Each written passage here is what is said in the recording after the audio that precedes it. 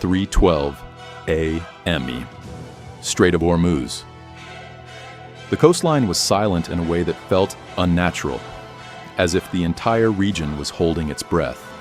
The water moved slowly under the weight of the night, reflecting nothing but darkness, and the distant horizon showed no sign of life. For the radar operators monitoring the area, it was just another routine shift.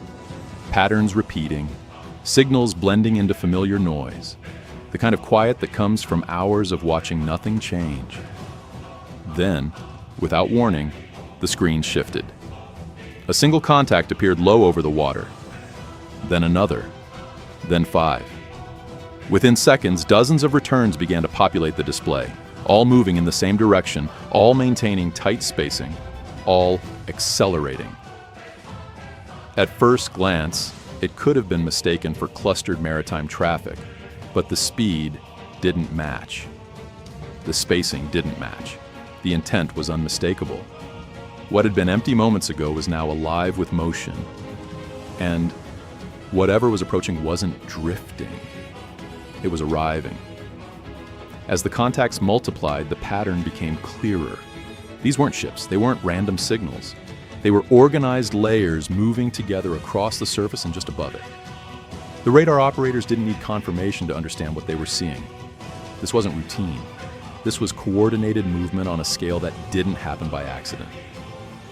Before a single alarm was formally triggered, messages were already moving through the network, relaying data from one station to another, building a shared picture across the region. The numbers kept rising. 50 contacts became 100. 100 became more.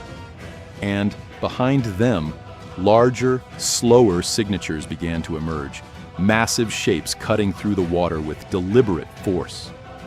The realization didn't arrive all at once. It settled in gradually, like a weight pressing down on every system at the same time. This wasn't a patrol. This wasn't a drill. This was the beginning of something much larger. Over the dark surface of the water, the sound arrived before the visuals caught up. A deep, rhythmic vibration carried across the air, rotor blades slicing through the night. At first it was distant, barely noticeable beneath the ambient noise of the sea. Then it grew louder, heavier, impossible to ignore. One helicopter appeared on the horizon, then another, then a formation stretching farther than the eye could comfortably track. They were flying low, just above the waterline, minimizing their visibility, their navigation lights dark, their silhouettes blending into the night. Behind them, the larger naval vessels continued forward, their presence steady and unavoidable, pushing water aside as they advanced toward the coastline. The spacing between every element was precise. Nothing overlapped. Nothing drifted out of alignment. It was controlled movement, built from planning, executed with precision, and unfolding in real time. Within minutes, the scale of the operation became undeniable. This wasn't a limited insertion. It was mass deployment. Thousands of troops were moving simultaneously across multiple vectors, using both air and sea in a synchronized approach that left no room for delay. The helicopters reached their initial positions first, hovering just meters above the water as ropes dropped instantly into the darkness below. Soldiers descended in rapid succession, boots hitting shallow water with controlled impact, weapons already in hand, movements practiced to the point of instinct. There was no hesitation, no confusion, no wasted motion. Each unit moved with purpose, spreading out from the landing points, securing space, creating structure out of what had been empty shoreline just moments before. More helicopters followed immediately behind, repeating the process with mechanical precision, wave after wave of personnel arriving in tightly timed intervals. As the shoreline transformed, the sea itself became part of the operation. Landing craft pushed forward, their ramps lowering as they reached shallow water, releasing armored vehicles that rolled directly into the developing formation. Engines roared to life, tracks digging into wet sand as heavier units established their positions behind the advancing infantry. The transition from water to land was seamless. What had begun as insertion was already becoming expansion. Lines formed, perimeters adjusted. Movement extended inland as teams advanced beyond the immediate landing zones, securing terrain with a speed that left no gap between phases. This wasn't chaos. It was controlled escalation, each step built on the one before it, each movement reinforcing the next. Across the region, response systems activated almost simultaneously. Coastal defenses shifted from observation to alert. Communication lines lit up with rapid exchanges, data flowing in all directions as the situation developed faster than traditional response timelines could comfortably handle. Fast attack boats launched from multiple points along the coast, engines pushing them to maximum speed as they moved to intercept. Ground units mobilized, repositioning toward key areas, while airbases began preparing for immediate deployment. The scale of what was unfolding forced every system into motion at once, compressing decision-making into moments rather than minutes. This was no longer about monitoring. It was about reacting. Then, high above the developing battlefield, the sky introduced a new element. At an altitude where visibility becomes a matter of perspective rather than sight, 3 Northrop Grumman B-2 Spirit bombers moved into position. They had been seen there before anyone realized it, their presence masked by distance, altitude, and design. Now, as the operation below intensified, their role became part of the equation. They didn't descend dramatically. They didn't announce themselves with noise or sudden movement. They simply aligned, maintaining steady trajectories, their existence confirmed not by visual spectacle, but by the shift in the overall dynamic.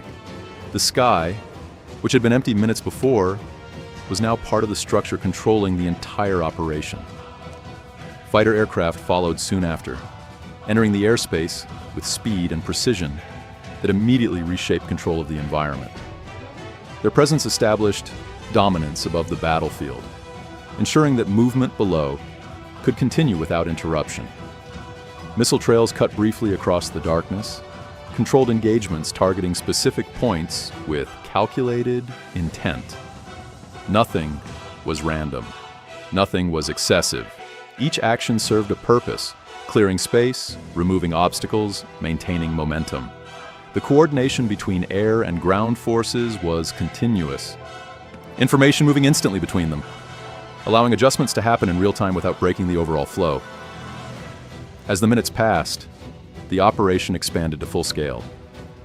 Land, sea, and air were no longer separate elements. They were integrated into a single system operating across different layers of the same space. Helicopters continued to cycle through deployment patterns. Ships advanced closer to shore. Troops pushed farther inland, and the entire structure grew outward from the initial landing points. Explosions marked points of resistance, smoke rising into the air as dust spread across the terrain, but the movement never stalled. The pace remained constant, driven by planning that had accounted for variables before they appeared. Momentum built quickly, and once established, it became the defining factor of the engagement. Because momentum in a situation like this does more than move forces forward. It reshapes the environment around it. Systems designed to respond become systems struggling to keep up. Decisions that require time are forced into immediacy.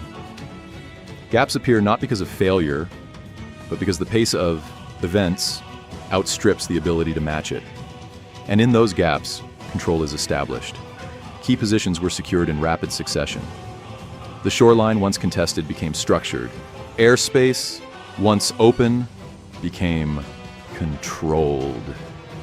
Movement stabilized not because the operation slowed, but because it had reached a point where every element was functioning exactly as intended.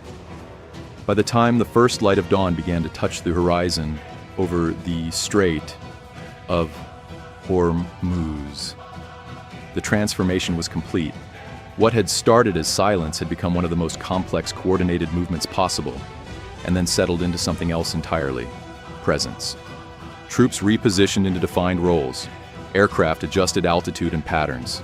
Ships held steady in formation just offshore.